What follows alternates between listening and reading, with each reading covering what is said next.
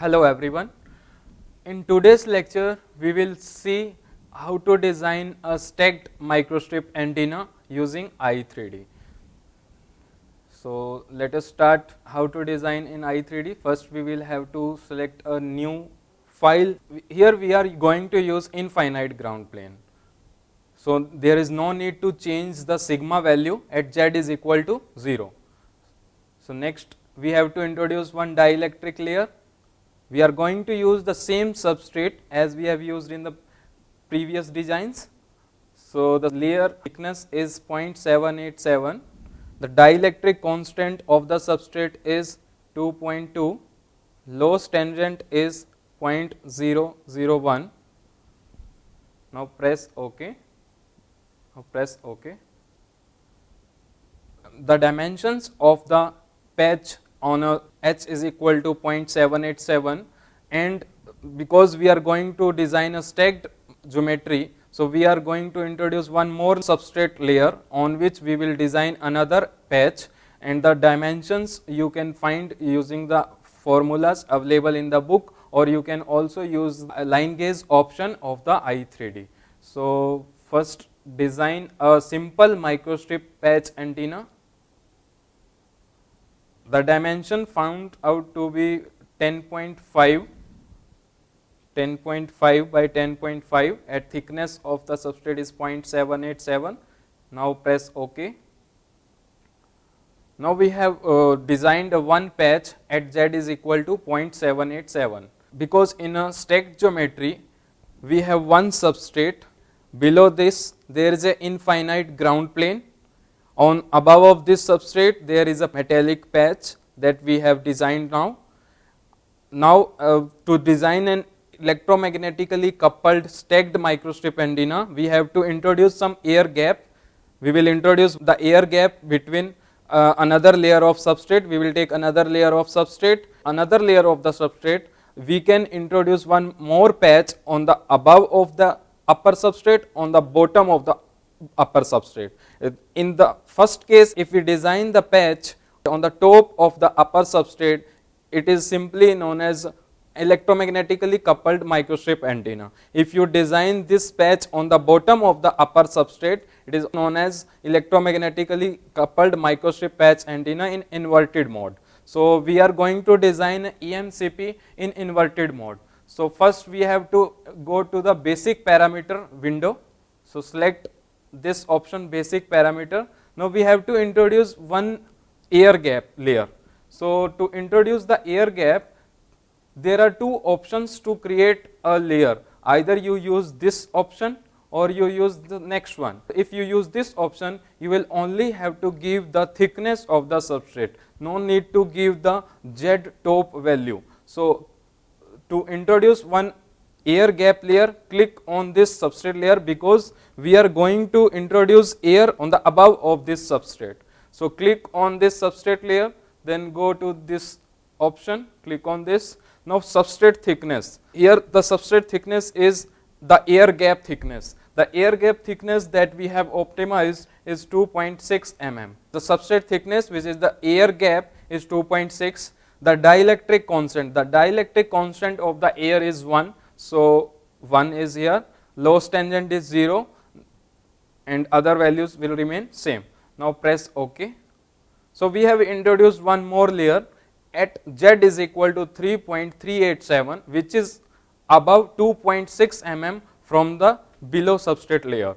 So we have introduced one air gap layer. Next task is to generate one more substrate on this layer, z is equal to 3.387.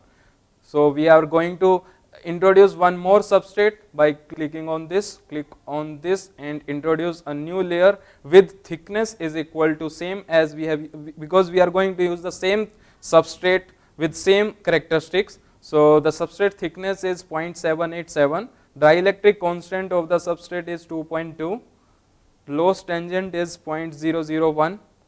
Now press OK. Now we have introduced one air gap. Above air gap we have used one another substrate. On the bottom of the upper substrate we are going to design a patch which have a dimensions that we have calculated using the formulas, and the value is 10.7 by 10.7. So click on the rectangle, and in this case the z coordinate will be equal to 3.387. This is our substrate. So thickness of this substrate is 0.787. After that we have air gap of 2.6. So the z value will be equal to 3.387. So at 3.387 we have to design one patch with value 10.7 by 10.7. Now press OK. So you can see at 3.387 we have introduced another patch, and at 0.787 we have one another patch with dimensions less than the patch dimensions at 3.387. So next task is to feed this antenna. We are going to feed the lower patch, and the upper patch will be electromagnetically coupled to the lower patch. That's why this antenna is known as electromagnetically stacked microstrip antenna. So to feed the antenna, go to the entity, probe feed to patch, and the optimized feed location for this antenna is x is equal to 4.8. Press enter. 16. In this case, to optimize, we have taken as a radius of the probe is 0.3 mm. Press OK. In this case, you can see the feed location is no more L by 6. It is much higher than L by 6. Why? Because in this case, the bandwidth is very much higher than the simple microstrip antenna. Bandwidth in terms of VSWR, or you can say impedance variations. So if the impedance variations are less, bandwidth will be more. So in this case, the impedance variations along the patch are very less. So at the edge, the impedance is approximately equal to 50 ohm. So that's why we have shifted our feed location towards the edge. So next we have to save this geometry. So save this geometry as a EMCP MSA. Now simulate this geometry. Take 30 mesh cells per wavelength, enter the frequency. So as this antenna is of very high bandwidth, so you can simulate this antenna from 8 gigahertz to 11 gigahertz. So number of points you can take as a 301. So next is AEC enable, press OK. Then radiation pattern, press OK. Now, because this antenna have a multiple layers, so this antenna for simulation it will take more time compared to simple microstrip antenna. The advantages of using this stacked geometry is the bandwidth of this antenna is large compared to the simple microstrip antenna, and also you will see a little improvement in the gain. If we decrease the number of mesh cells, then definitely it will take less time, but may decrease your accuracy of the results. So now you can add plot S parameter in dB. You want to see the Smith chart, add VSWR plot. We have added 3 graphs. Now you can close this window, and now you can see the results. S parameter is less than minus 10 dB from approximately it is 8.25. You can see 8.25 and up to 10.2. So a very large bandwidth. It is approximately 2 gigahertz. If you calculate in percentage, it will give you roughly 21%. So a very large bandwidth we have obtained using stacked geometry. This is the Smith chart. You can see a loop. This loop is because there are 2 patches resonating at different frequency. This you can also see in the S parameter. One patch is resonating nearly at this frequency, another is resonating at this frequency. So you can see the bandwidth is improved by approximately 18%. This is a VSWR plot. VSWR is less than 2 from 8.2 to 10.2. Next we want to see the gain. You can see the gain, press maximum, okay, and you can see gain is also increased. In the previous simple MSA design, the gain was approximately 6.9 or you can say 7 dBi. In this case the maximum gain is 8.7 dB. So approximately 1.7 dB improvement in the gain. And you want to see the 3D geometry of this design, go to the window, 3D geometry display. So this is 3D geometry of our antenna. So you can see this is our lower substrate, this is upper substrate. On the bottom of the upper substrate we have introduced one patch, on the top of the lower substrate we have introduced another patch, and this is our coaxial feed. We have given feed to the lower patch. So this is a 3D geometry. You can see in reality it is not possible to suspend the upper patch or substrate on the air. So you can use some kind of support on the four corners of the substrate. So this is a electromagnetically coupled microstrip antenna. Next we are going to design a simple 3D wire monopole antenna. We will design a monopole antenna on a infinite ground plane first, and then we will go to the finite ground plane. So file, new. For infinite ground plane there is no need to change the sigma value. Now press OK. Now we are going to design a monopole at 750 megahertz approximately.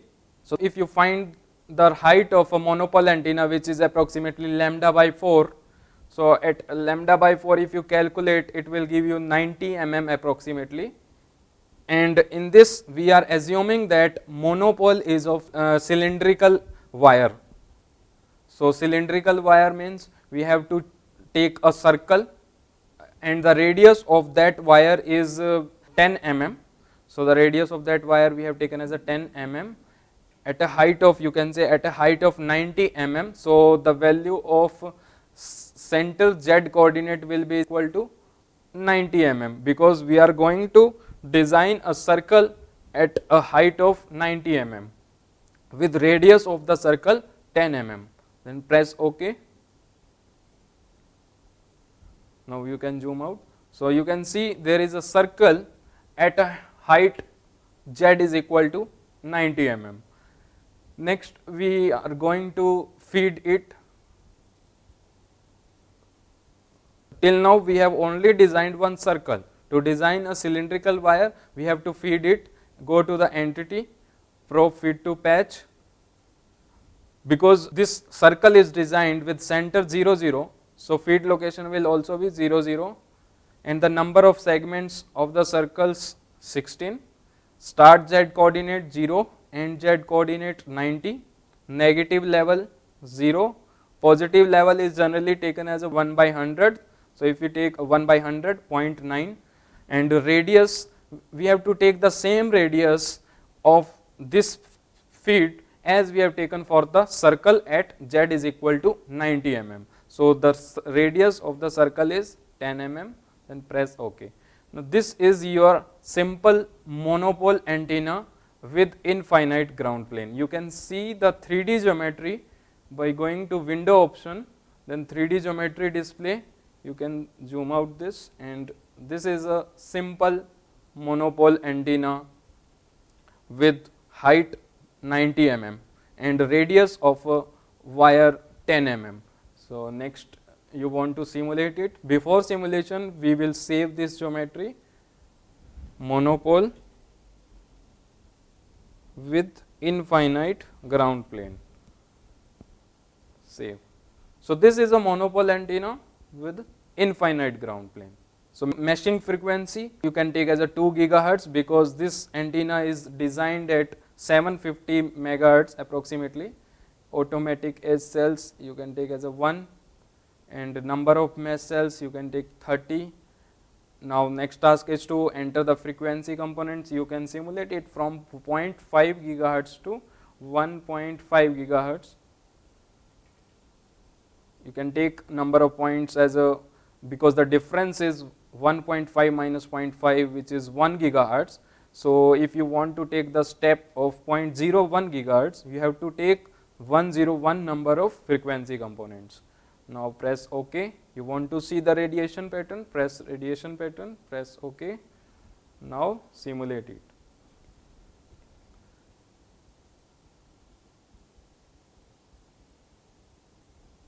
So in this window you can add results as parameter, dB. You want to see the Smith chart, you can add the Smith chart, VSWR. So you can see this antenna is approximately resonating at 0.8 gigahertz, which is 800 megahertz, and the bandwidth of the antenna is from 0.7 to 0.93 gigahertz for minus 10 dB. So this is our S parameters. This is the Smith chart. This is the VSWR. Next is you want to see the radiation pattern, 3D radiation pattern. This is the 3D radiation pattern. You can see there is no back lobes are there, because we have taken the ground plane as a infinite size. So there is no radiations on the back side. Next we will design with finite ground plane, then you will see there will be back radiations also. So if you want to see the 2D radiation pattern, add plot. Because it is resonating approximately at 0.7 to 0.95, so you can take as a 0.75 as a 1 point, E theta, E phi, phi 0 and phi 90. You want to see in the polar form. So this is the, you can see the radiation pattern is half of figure of 8. You can modify the graph parameters. So this you can see there is no back radiations, because we have taken the size of a ground plane as a infinite. You want to see the gain plot, go to the window, gain versus frequency, max, press OK. So approximately you can see the gain over the bandwidth is more than 4 dB, the maximum gain is approximately 4.8. You can see the maximum gain is 4.8 at 0.75 gigahertz. So this is a simple monopole antenna with infinite ground plane. Next we will design a simple monopole antenna with finite ground plane. We will generate a new file. So in this case at z is equal to 0, we will replace this 4.9 into 10 to power 7 value with 0. So we have replaced the conductivity with 0. So now there is no ground plane at z is equal to 0. Now press OK. Whatever we are going to design at z is equal to 0 will be of metal. So at z is equal to 0, there is no ground plane.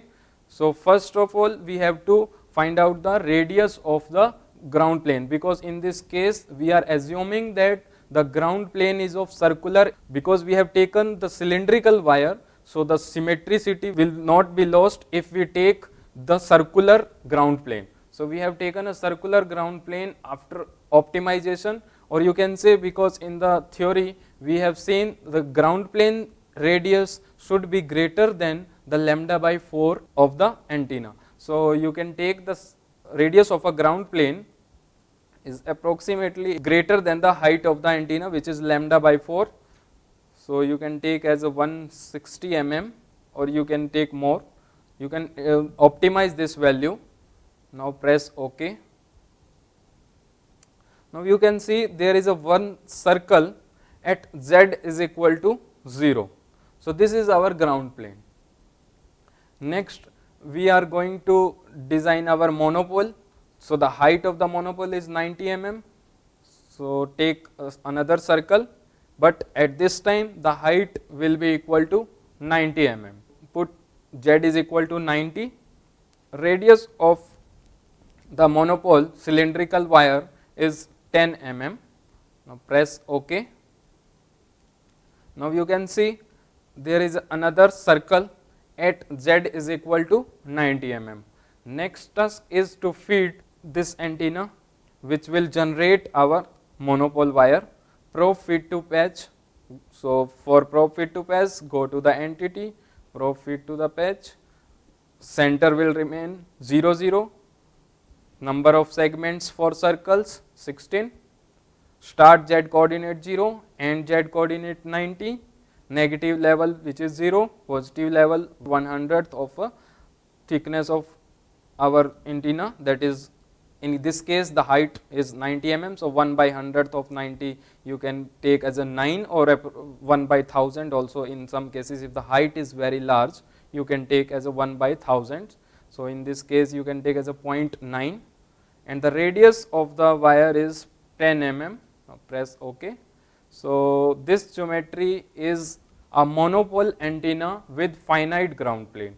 You can see this using window option, go to 3D geometry. You can see this green color shows a ground plane and this wire is our monopole. So this is a monopole antenna with finite ground plane. So you can change the radius of this finite ground plane easily. Next, save this geometry. So monopole with finite ground plane. Now simulate this. Maximum frequency 2 gigahertz. We will take less number of mesh cells because this we have designed with a finite ground plane. If we take a more number of cells, it will take very large time. Now press enter to give the number of samples. Start frequency 0.5 gigahertz, end frequency 1.5. Number of samples you can take as a 101, which will give you 0.01 gigahertz as a step. So press OK. You want to see the radiation pattern, press radiation pattern, OK. AEC enable. You want to see AEC enable, OK. Now in this case, if we see the radiation pattern, you will see the radiation pattern will no longer be a half figure of it, it will be a complete figure of it, because we have not taken infinite ground plane, we have taken a finite ground plane, and a finite ground plane monopole antenna is equivalent to a dipole antenna. So in this case the gain will also be less because there are some back radiations also. So the area covered by the antenna is more, so gain will be less. Now you can add S parameter plot dB. You want to see the Smith chart. Now close this window. Now you can see this antenna is resonating approximately at 780 megahertz and less than minus 10 dB bandwidth is from 0.7 to 0.89. So this is resonating at 787 megahertz. Now you want to see the Smith chart. This is Smith chart. Now you want to see the 3D radiation pattern, then press OK. In this case you can see there are back radiations also. So you want to change the frequency. Here it is 0.5 gigahertz, this is 0.6 gigahertz, 0.75, 0.87, where it is resonating. It is not completely figure of 8, but yes, it is radiating more in the upward direction. If you further reduce the size of the ground plane, it will become figure of 8. You can see the 2D radiation pattern by going to the window option, then see 2D radiation pattern, add plot, because it is resonating at 0.75 approximately, so you can take 0.75. So E theta, E phi, phi 0 and phi 90. You want to see the polar plot in dB custom form, then click continue, modify the graph parameters minus 40, 0 to 10. So you can see approximately a figure of 8. So this is our radiation pattern of a monopole antenna, which is equivalent to a radiation pattern of dipole antenna. So we can say a monopole antenna with finite ground plane is equivalent to a dipole antenna. Next, you want to see the gain plot, go to the max.